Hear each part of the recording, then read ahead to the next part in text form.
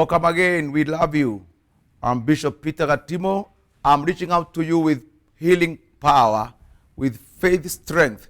I would like to raise your faith today. I know God can have way in you to perform miracles in you, and through you, God will reach out to others. Thank you for subscribing to our YouTube and Facebook. God bless you. Now, we would like to talk about clear faith part 2. Let's go to Mark chapter 9. Mark chapter 9.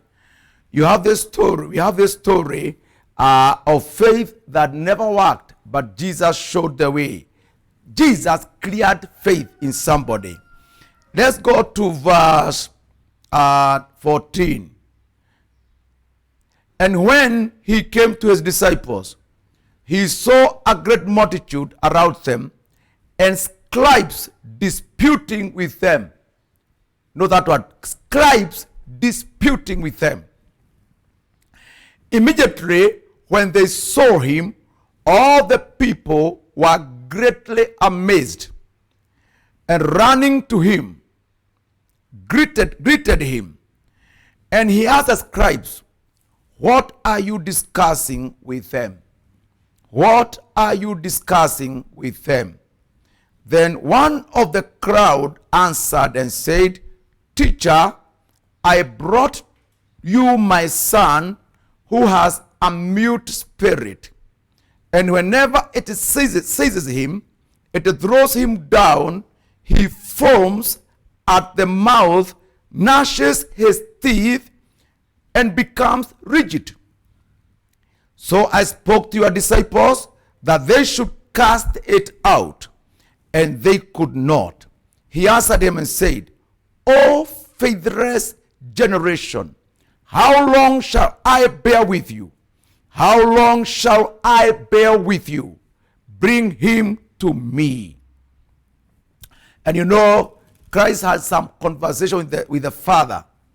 And you know, this man had an issue. If you go to verse 20, the boy was brought to Jesus, and the spirit convulsed that boy, and the boy fell on the ground and wallowed, foaming at the mouth. But now, and Christ somehow stopped the operation and turned to the Father and asked the Father, "How long has this been happening to him?" And the Father said, "From childhood," which means this son, this boy, this man had undergone an experience that was painful. You know, sometimes you undergo an experience with an issue whereby the experience is so much engraved into your senses that raising faith becomes hard. The record of situations that you have encountered with the pain, with the cancer, with the attack of demons is so persistent that it has become like a lifestyle. Pain is like your lifestyle. You have been forced to accept, to bow to pain, to bow to lack, to bow to attacks.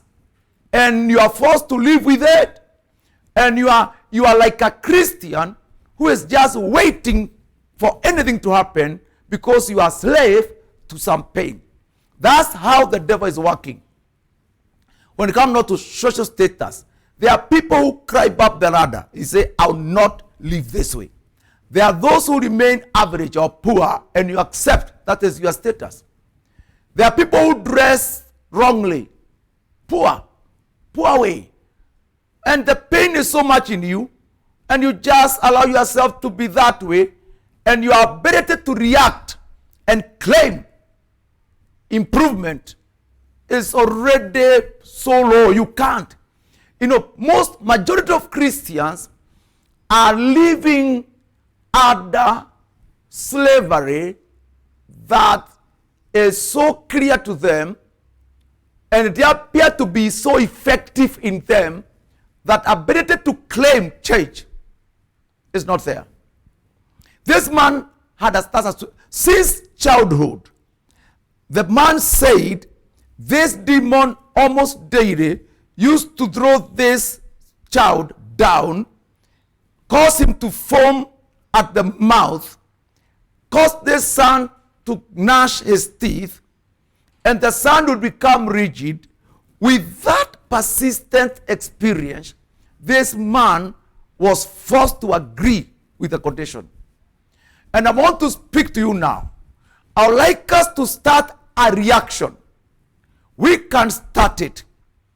We can start it. You know, in the Bible, we have people who reacted. Like now, if you go to 1 Chronicles chapter 4, we had our brother Jabez. The Bible says, that's chapter 4, Jabez, because of reaction, became honorable than his brothers. And you know his mother called him Jabez, saying, this person was born in extraordinary pain, not like other brothers. This one, I bore him with pain. But now, he grew up with that name and that labor. It was not just a name, that labor, that explanation, that title. Whenever the mother would introduce this son, he would talk about others. But when it comes to Jabez, people would ask the mother, why did you call him his name? And mother would narrate, I bore him in pain. And Jabez somehow had experience of that curse. And his life grew up with that term, that labor, that spirit. Until one day, instead of accepting the condition, he reacted. I would like that to react, friends. This man said, and the Bible says, and Jabez called on the God of Israel, saying, oh, that you would bless me indeed, and enlarge my territory, that your hand would be with me, and that you would keep me from evil, that I may not cause pain, because I was born in pain, and it appears if I don't change, I'll propagate pain.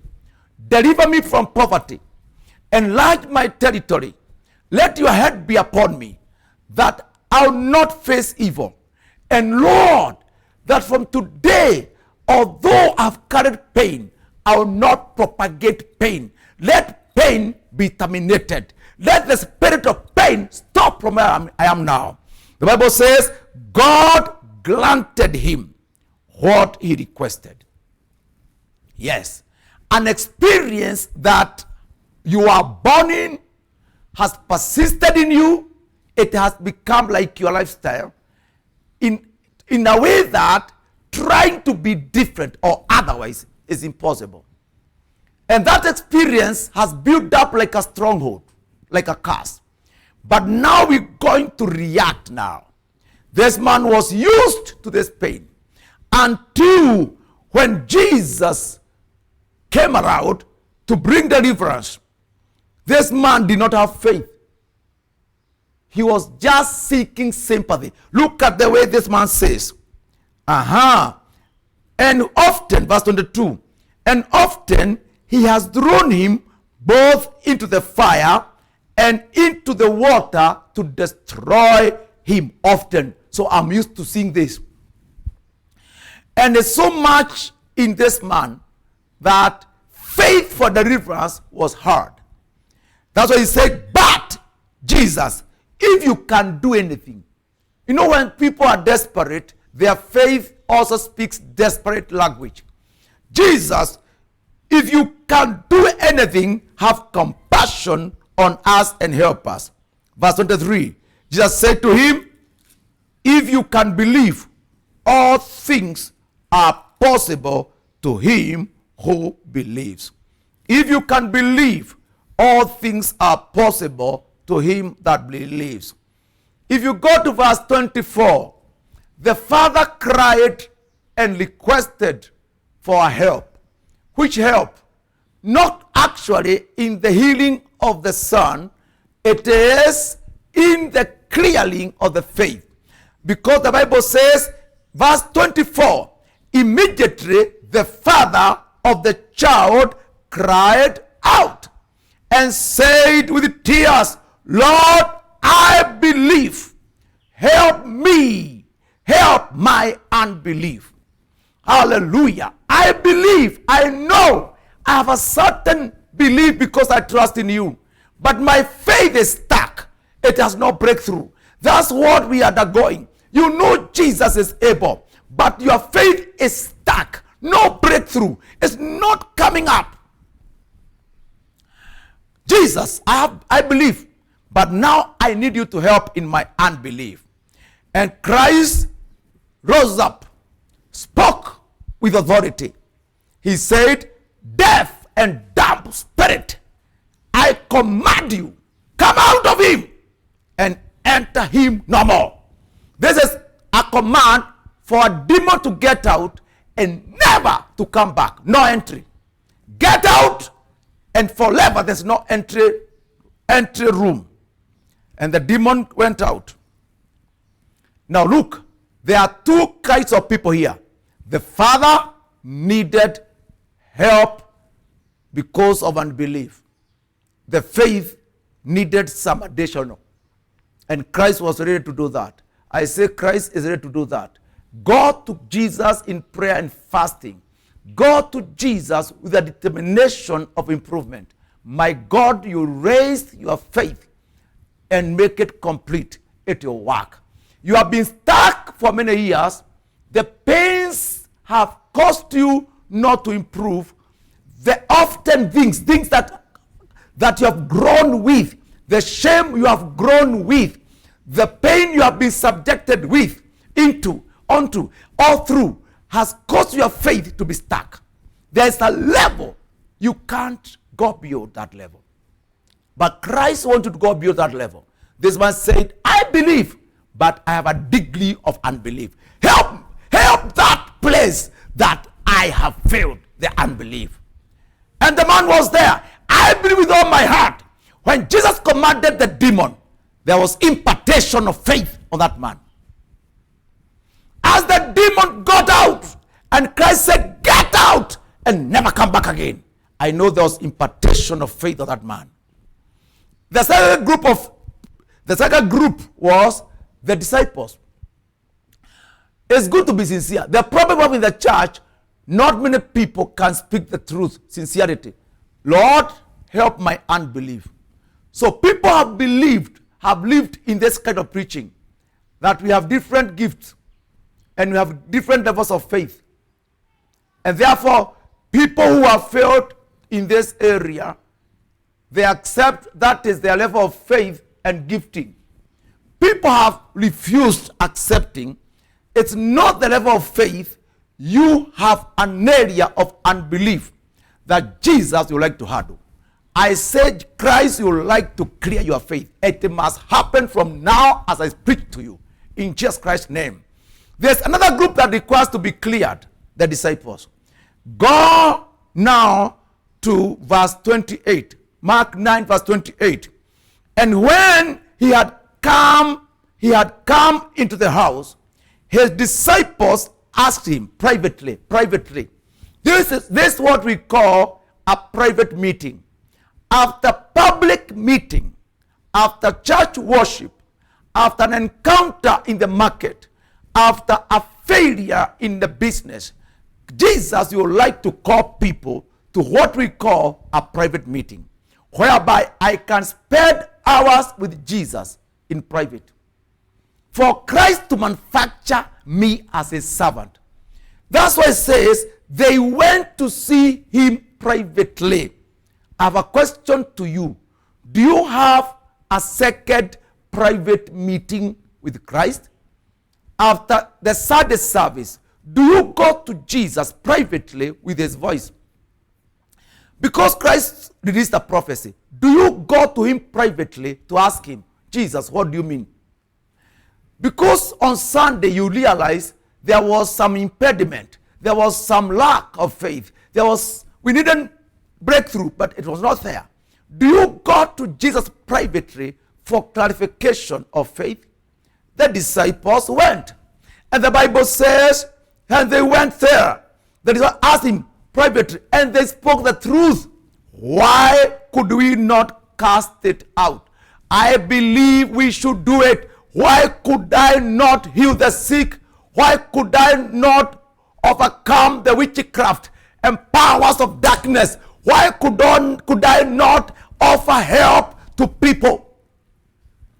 And Christ unveiled another level of prayer.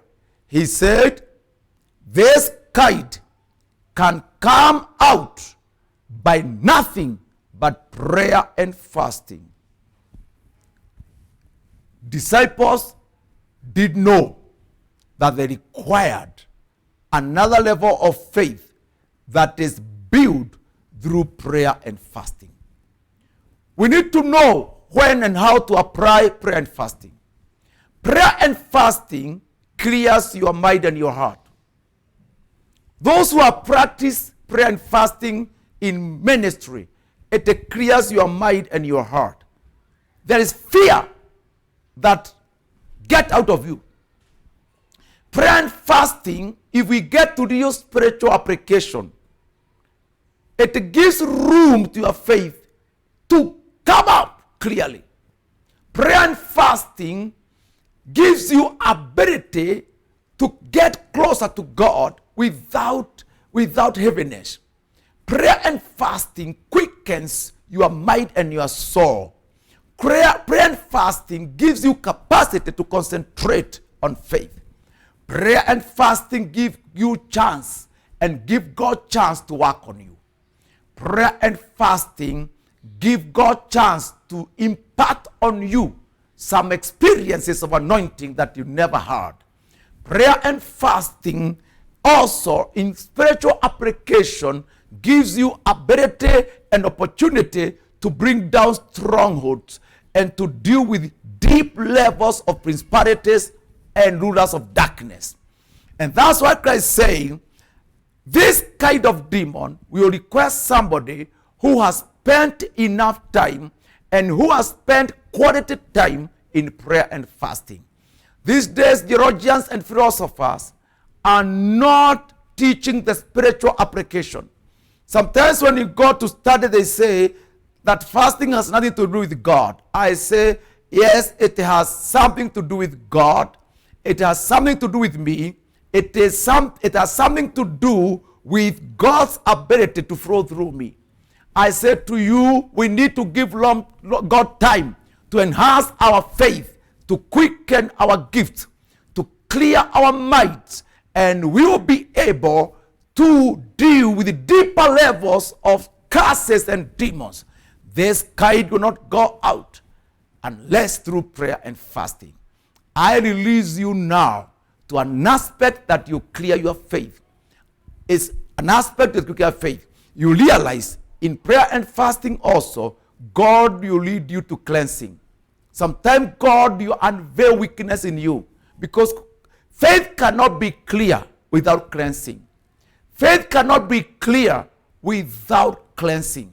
Much of the time we spend in fasting, we clear our faith by self-examination and God showing us areas of darkness that need to be rectified. In prayer and fasting, our carnality is crucified and we are able to have clear way of faith. I release you to quality prayer and fasting. I release you to clear faith. Yes, you could not make it, but Jesus is introducing a way of clearance. You should do it. Receive this blessing now and enter into higher levels of faith. Rise up like Jabez. Don't allow yourself to be slave of a family curse. God is ready to bless you. In the name of the Lord Jesus Christ, the Son of the living God. God bless you.